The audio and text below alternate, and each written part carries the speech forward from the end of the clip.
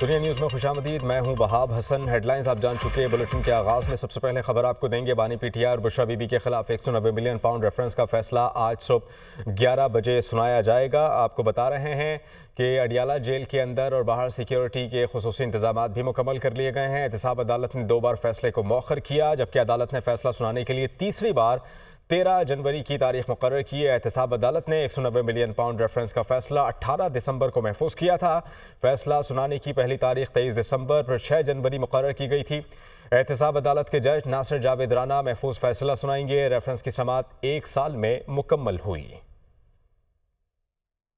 Al-Qadir trust 190 million pound reference 1 दिसंबर 2023 को file हुआ। एहतसाब अदालत में ट्रायल 1 साल तक चलता रहा। 17 दिसंबर को बानी पीटीआई और बुशरा बीबी पर फर्द जुर्म आयद की गई। 6 जनवरी 2024 को रेफरेंस के 6 मुल्जमान मिर्जा शहजाद अकबर और फरज शहजादी वगैरह को इश्तहारी करार दे दिया गया। नैब ने ट्रायल के दौरान 35 गवाहान के बयानात रिकॉर्ड करवाए, जबकि 24 गवाहान को तर्क किया। बानी पीटीआई के वकला की जानिब से 35 गवाहान पर जरा भी की गई। 190 मिलियन पाउंड रेफरेंस में अहम गवाहान साबिक प्रिंसिपल सेक्रेटरी आजम खान और साबिक वजीर आला परवेज खटक ने बयानात रिकॉर्ड करवाए। साबिक वफाकी वजीर जुबैदा जलाल ने भी अपना बयान रिकॉर्ड करवाया। रेफरेंस की समाअत के दौरान 3 जज तब्दील हुए। रेफरेंस के आखिरी तफ्तीशी अफसर मियां उमर नदीम पर 38 समातों के बाद वकला सफाई ने इजरा मुकम्मल। मुल्जमान को 342 के बयानात मुकम्मल करने के लिए 15 मौके फराहम किए गए। दोनों मुल्जमान को 77 सवालात पर मुश्तमिल सवालनामे दिए गए। ताहम मुल्जमान ने अपने दफा में कोई गवाह पेश नहीं किया। मुल्जमान ने 16 गवाहान को अदालती गवाह के तौर पर तलब करने की दरखास्त की, ताहम अदालत ने मुस्तरद की। बुशरा बीबी की जमानत कबल गिरफ्तारी ट्रायल कोर्ट, जबकि बानी पीटीआई की जमानत इस्लामाबाद हाई कोर्ट ने मंजूर की। मुल्जमान की दरखास्त बरीयत पर इस्लामाबाद हाई कोर्ट ने ट्रायल कोर्ट को फैसले का इख्तियार दिया। नैब की जानिब से 6 रुकनी प्रोसिक्यूशन टीम ने ट्रायल में हिस्सा लिया। NAB team deputy prosecutor general Sardar Muzaffar Abbasi की सरबराही में पेश होती रही।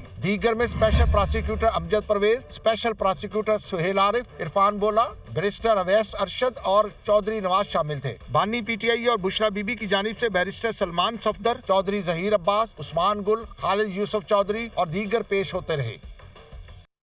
वज़ीर दिफा ख्वाजा आसिफ का सियालकोट में मीडिया से गुफ्तगू करते हुए कहना था कि 190 मिलियन पाउंड हुकूमत और अवाम का पैसा था। बरतानिया ने हुकूमत को पैसे भिजवाए। 190 मिलियन पाउंड खजाने के बजाय कारोबारी शख्सियात के अकाउंट में जमा कराए गए। बानी पीटीआई ने बंद लिफाफे में काबीना से इसकी मंजूरी ली। उम्मीद है कि आज हक़ाइक़ की बुनियाद पर फैसला सुनाया जाएगा। अलकादिर यूनिवर्सिटी में क्या तालीम दी जाती है, मीडिया जाकर देखे। पाकिस्तान तहरीक इंसाफ दौरे हुकूमत में लूट मार उरूज पर थी। बानी पीटीआई दौर में जो कुछ हुआ इसकी मिसाल नहीं मिलती। 190 मिलियन पाउंड जो सरकार के पैसे थे, पाकिस्तानी अवाम के पैसे थे, वो नेशनल क्राइम एजेंसी जो ब्रिटेन की है उसने पाकिस्तानी हुकूमत को भिजवाए और इस शख्स ने एक बंद लिफाफे की बग़ैर उसके कंटेंट को कैबिनेट को बताए उसकी अप्रूवल उनसे ली। वहाँ पे कितनी क्लासें होती हैं, कितनी क्लासें डिग्रियाँ दी जाती हैं, क्या वहाँ पे एजुकेशन मिलती है, वो यूनिवर्सिटी है या नहीं है, उसका क्या करैक्टर है उस इंस्टीट्यूशन का,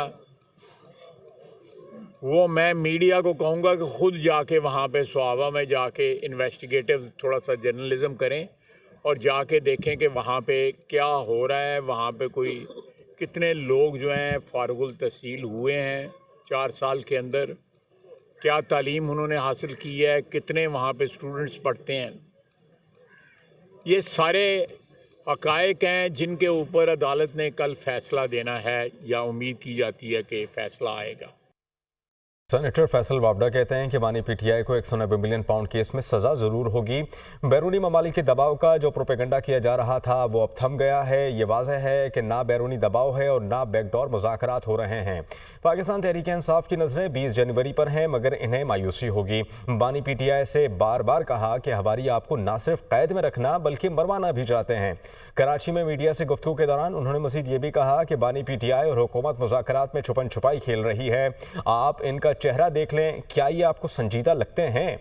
जुर्म की सज़ा सामने है जिससे तवज्जो हटाने की कोशिश की जा रही है। पाकिस्तान तहरीक-ए-इंसाफ दर दर पर कशकोल लेकर भीख मांग रही है। आर्मी चीफ की बदौलत पाकिस्तान को कामयाबी हासिल होने जा रही है। पाकिस्तान के लिए आइंदा चंद दिनों में बहुत बेहतरी आने वाली है। SIFC के प्लेटफॉर्म से मुआशी बेहतरी के लिए इक़दाम किए जा रहे हैं।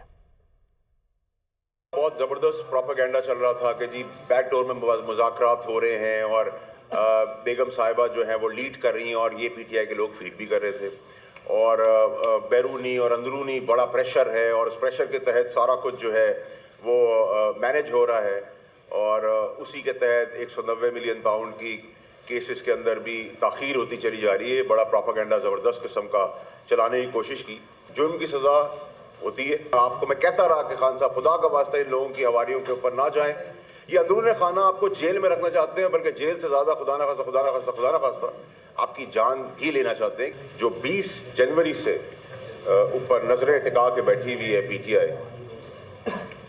मेरे ख्याल से उनको उधर बहुत सख्त मायूसी होने वाली है और पाकिस्तान को बहुत ज़बरदस्त किस्म की कामयाबी होने वाली है। बंदूक लाठी पॉपुलरिज्म के बाद अब कशकोल लेके दर दर की भीख मांग रहे हैं। लकीली फॉर्चुनेटली हमें एक सिपह सलार मिले। चीफ की बदौलत एक बैकडोर डिप्लोमेसी के तहत एक अच्छा पाकिस्तान के लिए चीज़ होने जा रही है। उनकी बदौलत, उनकी बैकडोर डिप्लोमेसी के तहत पाकिस्तान एक वाइब्रेंट खत्ते में नज़र आना शुरू होने वाला है। आपको नज़र आएगा मंडे ऑनवर्ड्स आपको पाकिस्तान के लिए बहुत बेहतरियाँ नज़र आएंगी।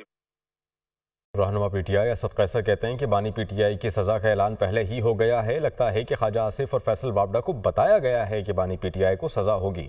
Programme tonight with Samar Abbas में गुफ्तगू करते हुए असद कैसर का मजीद ये भी कहना था कि बानी PTI को सज़ा होना और मुज़ाकरात अलग अलग हैं। मुज़ाकरात का सज़ा से कोई ताल्लुक नहीं।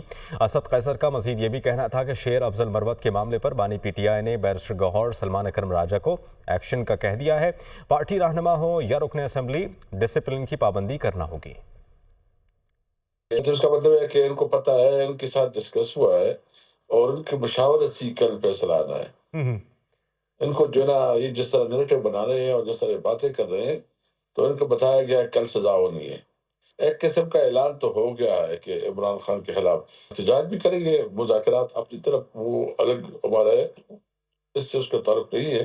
यानी सर एडवर्स फैसला आने की सूरत में मुज़ाकरात मुतासिर नहीं होंगे, वो साथ साथ चलते रहेंगे। बिल्कुल, मुज़ाकरात इससे अलग मामला है। जो खान साहब ने इंस्ट्रक्शन दी है, क्योंकि वो मैं यहाँ अनाउंस नहीं कर सकता, वो जो तंजीम मामला थे वो गौहर और प्रोफेसर गौहर साहब और सलमान साहब देख रहे हैं, तो उसके लिए मैसेज है, वो आगे देखेंगे।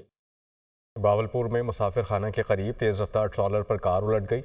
हादसे में 5 अफराद जाँ बहक, 3 शदीद ज़ख्मी हो गए। ज़ख्मियों को अस्पताल मुंतकिल कर दिया। रेस्क्यू ज़राए के मुताबिक हादसा शदीद धुंध और तेज़ रफ्तारी के बाइस पेश आया। इस पर मज़ीद बात करने के लिए हमें ज्वाइन करेंगे अतर फारूक बावलपुर से। अतर, इस मुतालिक बताइएगा, 3 अफराद ज़ख्मी हैं, उनकी हालत कैसी है?